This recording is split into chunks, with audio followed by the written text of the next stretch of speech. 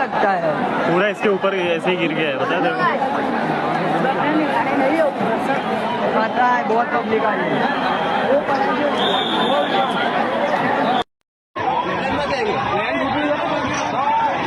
क्या भैया बता पैसेंजर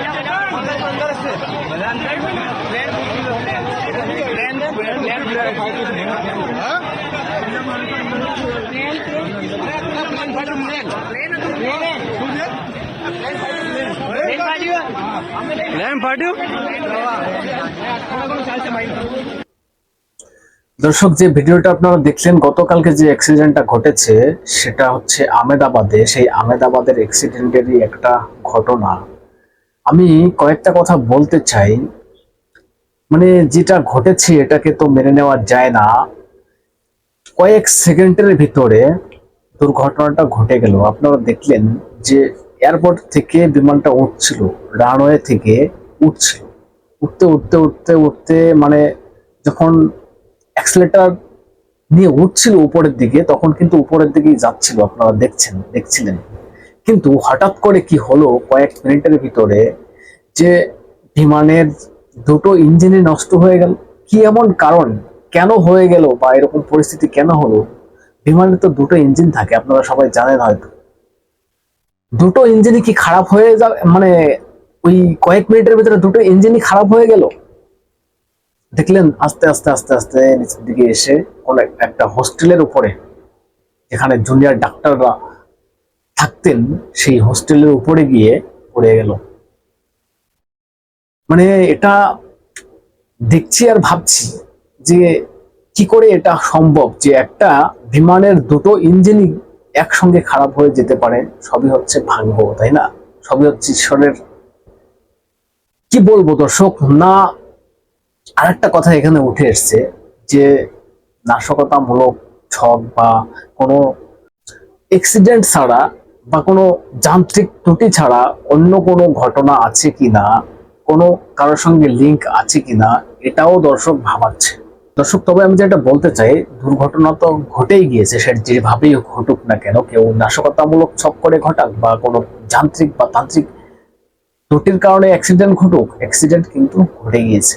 এখন কথা হচ্ছে, বিমানে ছিলেন 230 জন যাত্রী প্যাসেঞ্জার, এবং বিমান কর্তৃপক্ষ যারা দায়িত্ববান ছিলেন তারা ছিলেন 12 জন, এবং এই 130 জন যাত্রীর ভিতরে 65 জন ছিলেন মানে অন্য দেশের ন্যাশনালিটি, যারা বিদেশি।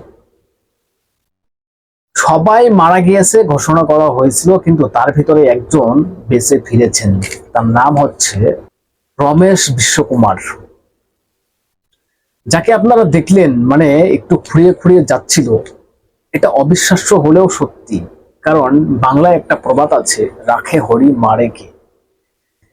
ভারতবর্ষ জুড়ে এবং পৃথিবী জুড়ে এই ভিডিও ভাইরাল, যে গুজরাটের আহমেদাবাদে একটা অ্যাক্সিডেন্ট হয়েছে বিমান, সেখানে 242 জনের ভিতরে একজন মাত্র বেঁচে আছেন, তিনি হচ্ছেন রমেশ বিশ্বকুমার।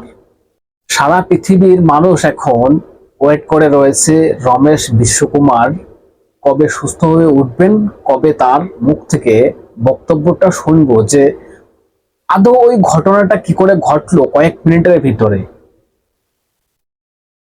একমাত্র প্রমাণ যে একমাত্র ব্যক্তি বেঁচে আছে তার কাছেই আছে।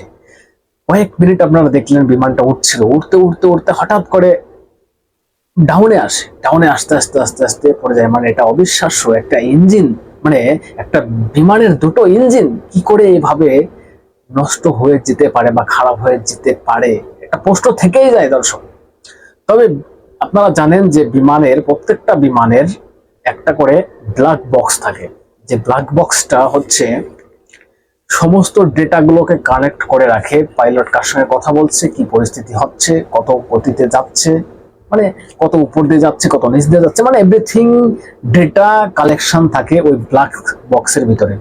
আপনারা জানেন অনেক সময় হয়তো বিমান অ্যাক্সিডেন্ট হয় জঙ্গলের ভিতরে, নদীর ভিতরে, সমুদ্রের ভিতরে, তখন তো আর সেগুলোকে তুলে পাওয়া যায় না। আমরা আশা করব বা আশা করা যায় যে যেখানে বিমানটা অ্যাক্সিডেন্ট হয়েছে সেখানে মানে খুব সহজেই ব্ল্যাক বক্সটা মানে পাওয়া যাবে এবং সমস্ত তথ্য জানা যাবে। এবং সব থেকে ব্ল্যাক বক্স ছেড়ে দিন আপনি, এই রমেশ বিশ্বকুমার তিনি হচ্ছে একমাত্র জীবিত। এই রমেশ বিশ্বকুমার তিনি হচ্ছেন ওই ট্রেনের একমাত্র জীবিত ব্যক্তি এবং তার কাছ থেকেই সমস্ত খবর পাওয়া যাবে আশা করা যায়। ইতিমধ্যে তাকে হসপিটালে ভর্তি করা হয়েছে, আপনারা দেখলেন একটুখানি খড়িয়ে খড়িয়ে যাচ্ছিল। মানে অবিশ্বাস্য অবিশ্বাস্য, মানে এটা ভাবা যায় বলুন তো? এটা এটা মানে যে কেউ এটা বলতে বাধ্য হবে যে যেভাবে অ্যাক্সিডেন্ট হয়েছে সেখানে সবার মৃত্যু হয়েছে, এটা বলার কোনো অপেক্ষা রাখে না। কিন্তু ভগবানের অশেষ লীলা বলতেই পারেন আপনারা, একজন ব্যক্তি সেখানে বেঁচে ফিরেছেন। রাখে হরি মারে কে, বাংলার প্রবাদ যেটা আছে সেটাই প্রমাণ হয়েছে আজকে। এবং যেটা খবর, এই রমেশ বিশ্বকুমার তিনি হচ্ছেন ইউকের সিটিজেনশিপ, তার ইউকেতে থাকতেন যাচ্ছিলেন। এবং আপনারা জানেন যে এই বিশ্বকুমার বসেছিলেন এক মানে 11A সিট নাম্বার তার ছিল, এবং তার পাশেই ছিলেন গুজরাটের প্রাক্তন মুখ্যমন্ত্রী। অথচ কেউ সেখান থেকে বেরোতে পারলেন না। এই রমেশ বিশ্বকুমার তিনি বেরিয়ে চলে আসলেন একদম সুস্থ হয়ে, আপনারা দেখছেন। কারণ আমরা চাইছিলাম যেন সবাই সুস্থভাবে ফেরে, কিন্তু সবাই তো আর ফিরতে পারলো না সুস্থ হয়ে, একজনই ফিরেছেন। তবে দর্শক কি বলবেন বলুন তো? এটা মানে মর্মান্তিক। তবে একটা কথা বলবো, এটা কোনো যান্ত্রিক ত্রুটির কারণে বা কোনো পাইলটের কারণে হয়েছে কিনা এটা বলার মানে এখনই যাচ্ছে না। তবে আশঙ্কা থেকেই যাচ্ছে যে কোনো নাশকতামূলক ছক এখানে কাজ করেছে কিনা, এটাও কিন্তু আশঙ্কা থেকেই যাচ্ছে। দর্শক কি বলবেন? আপনাদের গুরুত্বপূর্ণ মতামত জানাবেন কমেন্টস করে, এবং নজর রাখবেন হাব রেটিং দিয়ে চ্যানেলটা সাবস্ক্রাইব করে পাশে থাকবেন, সঙ্গে থাকবেন।